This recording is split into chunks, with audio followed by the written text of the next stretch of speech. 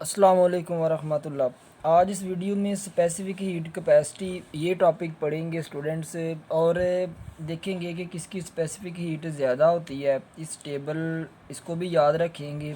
तो सबसे पहले स्पेसिफ़िक हीट कैपेसिटी क्या है इसको डिफ़ाइन कर लेते हैं। इसका दूसरा नेम है स्पेसिफ़िक हीट। इसको स्पेसिफ़िक हीट कैपेसिटी भी कह लेते हैं या स्पेसिफ़िक हीट, दो नेम है इसके। तो ये पहले अंडरस्टैंड करें डेफिनेशन क्या है इसकी। तो डिफ़ाइन को अंडरस्टैंड करने के लिए हमने एक कंटेनर लिया है जिसमें गैस फिल की हुई है या लिक्विड फिल किया हुआ है। जब इसको हीट देंगे इसके मॉलिक्यूल्स तेज़ी से मूव करेंगे। जितने ज़्यादा मॉलिक्यूल्स होंगे ज़्यादा हीट चाहिए होगी, और दूसरे नंबर पे जितना टेम्परेचर हम इंक्रीज़ करेंगे उतनी हीट ज़्यादा हो जाएगी। लेकिन स्पेसिफ़िक हीट एक स्पेसिफ़िक कर दिया उस हीट को। कितनी स्पेसिफ़िक हीट है वो amount of heat, specific heat वो अमाउंट ऑफ हीट है जिससे किसी भी सब्सटेंस के 1 किलोग्राम मैस का टेम्परेचर 1 केल्विन इंक्रीज़ करवाने के लिए जितनी अमाउंट ऑफ हीट रिक्वायर होती है इसको स्पेसिफ़िक हीट कहते हैं। क्या है डेफिनेशन है? किसी भी सब्सटेंस के 1 किलोग्राम मैस का टेम्परेचर 1 केल्विन इंक्रीज़ करवाने के लिए, यानी अगर 70 है तो 71 केल्विन टेम्परेचर इंक्रीज़ करवाने के लिए जितनी amount of heat students require होती है इसको क्या कहते हैं? स्पेसिफ़िक हीट कहते हैं। फिर थर्ड टाइम बोलते हैं किसी सब्सटेंस के 1 किलोग्राम मैस का टेम्परेचर 1 केल्विन इंक्रीज़ करवाने के लिए जितनी अमाउंट ऑफ हीट रिक्वायर होती है इसको स्पेसिफ़िक हीट या स्पेसिफ़िक हीट कैपेसिटी कहते हैं। क्या है डेफिनेशन, पहले ये पढ़ लेते हैं। Specific heat of a substance is the amount of heat required to raise temperature of 1 kilogram mass of that substance through 1 Kelvin। तो ये डेफिनेशन थी। इसके बाद एक्सप्लेन, अगर लॉन्ग डेफिनेशन शॉर्ट क्वेश्चन में, ये इसका फार्मूला है स्पेसिफ़िक हीट का या स्पेसिफ़िक हीट कैपेसिटी का। इसके यूनिट भी देखते हैं। बेसिकली ये इसके यूनिट नज़र आ रहे हैं, इनको भी देखेंगे। तो शॉर्ट क्वेश्चन आए डेफिनेशन, फार्मूला और यूनिट, ये स्टूडेंट्स आपने लिख देने हैं। अगर लॉन्ग क्वेश्चन आए फिर डेफिनेशन लिखने के बाद एक्सप्लेन की हेडिंग आपने इधर देनी है, एक्सप्लेनेशन। फिर ये फिगर भी साइड पे बना देनी है। इसी फिगर से ये दो इक्वेशंस, दो रिलेशंस बने हुए हैं कि जितने सब्सटेंस का मैस जितना ज़्यादा होगा उतनी हीट ज़्यादा चाहिए होगी। दूसरा ये रिलेशन है कि ज़्यादा हीट देंगे टेम्परेचर भी ज़्यादा होगा। तो फिर हीट मैस के भी डायरेक्टली प्रोपोर्शनल है और हीट टेम्परेचर के भी डायरेक्टली प्रोपोर्शनल है। इस फिगर से हमें पता चल गया। दो इक्वेशंस बना दी, दोनों को कंबाइन किया। इधर आप लिख सकते हैं कंबाइन 1 और 2, दोनों को कंबाइन किया। इधर डेल्टा क्यू रह गया, प्रोपोर्शनल एम डेल्टा टी इकट्ठे हो गए। प्रोपोर्शनल के साइन को हटाया, इक्वल और कांस्टेंट लिखा, सी कांस्टेंट लिख दिया। सी क्या है? क्योंकि कांस्टेंट के तौर पे आया है। इसी का ही name students specific heat capacity है या सिंपली स्पेसिफ़िक हीट। इसी सी को क्या कहेंगे? स्पेसिफ़िक हीट कैपेसिटी या स्पेसिफ़िक हीट। तो ये एक्सप्लेन आपने कर देना है। दो इक्वेशंस बनानी है, दोनों को कंबाइन कर लेना है, प्रोपोर्शनल को हटाना है, सी। फिर सी इधर ही रह गया, एम डेल्टा टी मल्टीप्लाई हो रहा है, उधर जाकर डिवाइड हो गया, इधर पहुंच गया। ये इसका फार्मूला बन गया। अब फार्मूला से हमें पता है किसी भी फिज़िकल क्वांटिटी के यूनिट उसके फार्मूला से आते हैं। हीट एनर्जी की फॉर्म में यूनिट जूल, मैस के किलोग्राम, टेम्परेचर के केल्विन। तो यूनिट क्या बन गए?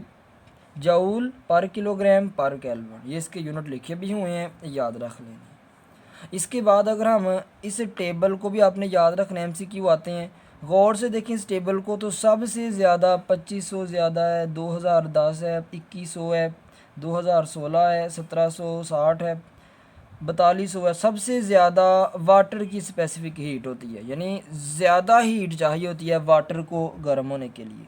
तो सबसे ज़्यादा स्पेसिफिक हीट वाटर की है। आगे अगले पेज पे इम्पोर्टेंस आएगी, इसी वाटर की स्पेसिफिक हीट ज़्यादा, इसलिए इसको ज़्यादा प्रेफर करते हैं। कहाँ कहाँ पे, जिस तरह हमने देखा था कि मरकरी विजिबल होता है, मरकरी को इसलिए थर्मोमीटर में यूज़ करते हैं। तो वाटर को डिफरेंट पर्पसेस के लिए यूज़ करते हैं क्योंकि इसकी स्पेसिफिक हीट बहुत ज़्यादा है। देखते हैं, ये है जी importance of large specific heat capacity of water. तो ये भी लॉन्ग क्वेश्चन का ही पार्ट चलता जा रहा है। Importance of large specific heat capacity of water, water की हीट कैपेसिटी ज़्यादा होने की क्या इंपॉर्टेंस है। तो ये 3 पैराग्राफ्स हैं, मेन ये 2 पैराग्राफ्स हैं।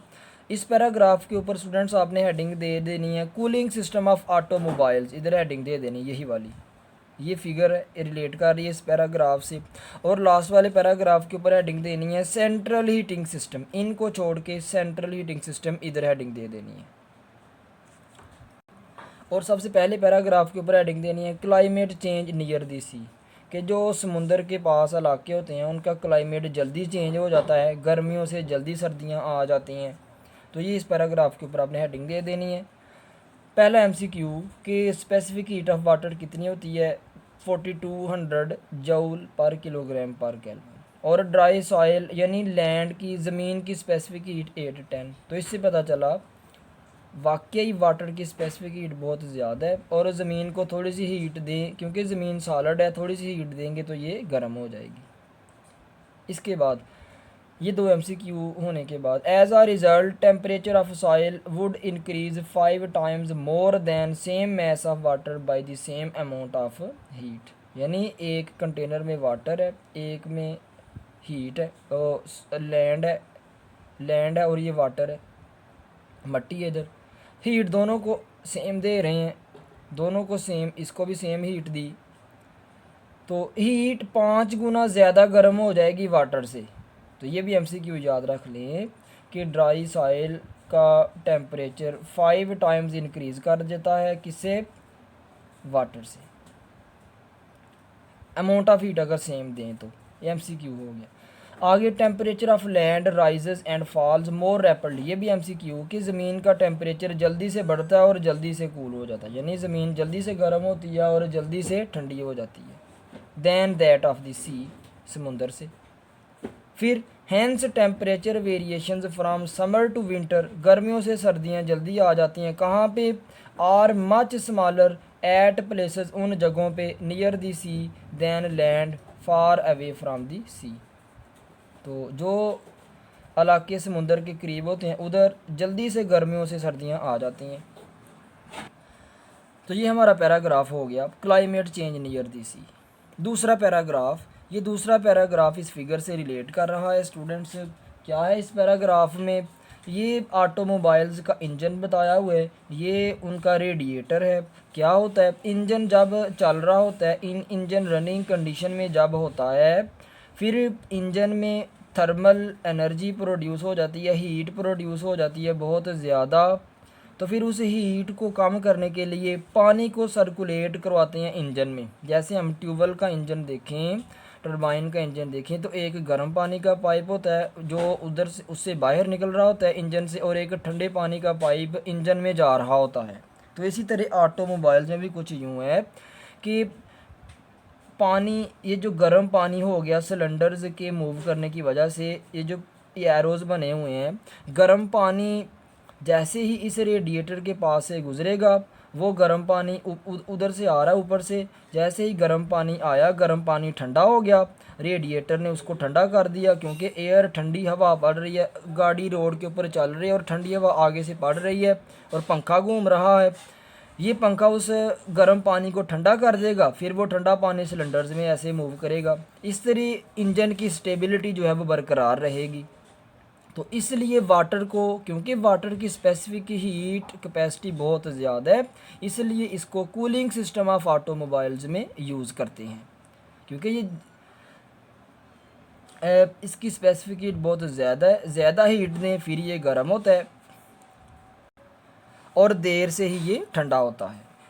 तो दोबारा इसको हम रिवाइज़ कर लेते हैं। यानी जैसे ही इंजन चल रहा होता है, रनिंग कंडीशन में होता है, तो वो हीट अप हो जाता है, गर्म पानी इधर से सर्कुलेट करके रेडिएटर के सामने आता है, पंखे के सामने। रेडिएशंस की वजह से वो पानी ठंडा हो जाता है, कूल हो जाता है, थर्मल एनर्जी कम हो जाती है, फिर वो पानी सर्कुलेट करता जाता है इंजन में। तो इस तरह इंजन की स्टेबिलिटी बरकरार रहती है। दूसरा paragraph, central heating system. Central heating system में भी वाटर को क्यों प्रेफर किया जाता है? क्योंकि इसकी स्पेसिफिक हीट बहुत ज़्यादा है। ये एक पंप लगा हुआ है। पंप क्या करेगा? पानी को पंप करके बॉयलर पे भेजेगा। जैसे गीज़र होते हैं, बॉयलर पानी को हीट मिलेगी इधर से, बॉयलर पानी को गर्म करेगा और गर्म पानी आगे गुजरता हुआ रेडिएटर के पास गया, रेडिएटर ने रेडिएट कर दिया, यानी गर्म रेडिएशन इससे निकलेंगे और पूरा रूम गर्म हो जाएगा। तो ये ठंडे इलाकों में, वॉल्केनिक एरियाज़ में ये काम होता है। घरों को गर्म रखने के लिए वो लोग क्या करते हैं? वाटर पंप से पानी को पंप करके बॉयलर में भेजते हैं। ये सेंट्रल हीटिंग सिस्टम का कंप्लीट प्रोसेस है। वो गर्म पानी बॉयल होकर रेडिएटर के पास गुजरता है। रेडिएटर को घर में स्टूडेंट्स किसी सूटेबल जगह पे प्लेस कर दिया होता है ताकि उधर से रेडिएशन सारे कमरों में जाएं। तो इसको बरामदे में कह लो या किसी सूटेबल जगह पे इसको लगा दिया होता है रेडिएटर को, ताकि सारे रूम्स 3-4 जितने भी हैं सारों में गर्म रेडिएशन जाएँ। तो इस तरह रूम्स गर्म हो जाते हैं। तो ये सेंट्रल हीटिंग सिस्टम में भी वाटर को यूज़ करते हैं क्योंकि इसकी स्पेसिफिक हीट बहुत ज़्यादा है। तो ये था हमारा टॉपिक। अल्लाह हाफिज़।